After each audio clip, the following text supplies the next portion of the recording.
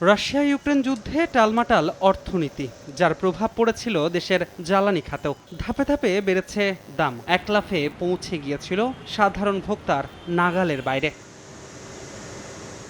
এমন পরিস্থিতিতে বিশ্ববাজারের সঙ্গে সমন্বয় রেখে জ্বালানি তেলের মূল্য সমন্বয়ের সিদ্ধান্ত নেয় বিদ্যুৎ, জ্বালানি ও খনিজ সম্পদ মন্ত্রণালয়। জুলাইয়ে কমানো হয় দাম, তবে তা অতি নগণ্য, লিটার প্রতি মাত্র 1 টাকা। তাই দাম কমলেও ফেরেনি স্বস্তি।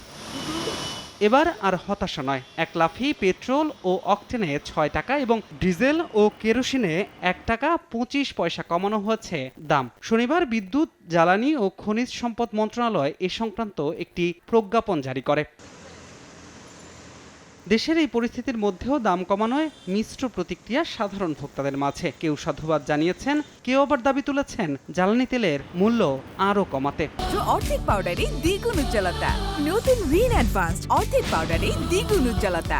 এই নতুন সরকার হয়ে তো এই যে দাম কমলো, এই কারণে আমরা অনেক সন্তুষ্ট। যদি আরো কিছু কমানো যায় আর কি, তো আমাদের জন্য স্বস্তিকর। আরো কমাইতে হবে, কারণ 1 লিটার তেলে আমাদের ঢাকা শহরে যে জ্যামজট, যে পরিমাণে আমরা মাইলেজ দেওয়ার কথা, সেটা তো আমরা পাইতেছি না। এদিকে খুলনার খালিশপুরে রূপসা 800 মেগাওয়াট কম্বাইন্ড সাইকেল বিদ্যুৎ কেন্দ্রে কর্মকর্তাদের সঙ্গে বৈঠক শেষে জ্বালানি উপদেষ্টা মোহাম্মদ ফাউজুল কবির খান জানান, ধীরে ধীরে জ্বালানি তেলের মূল্য কমিয়ে ভোক্তার নাগালের মধ্যে নিয়ে আসা হবে। ডিজেলের দাম 106 টাকা 75 পয়সা থেকে 105 টাকা 50 পয়সা, মানে 1 টাকা 25 পয়সা পার লিটারে কমাচ্ছে।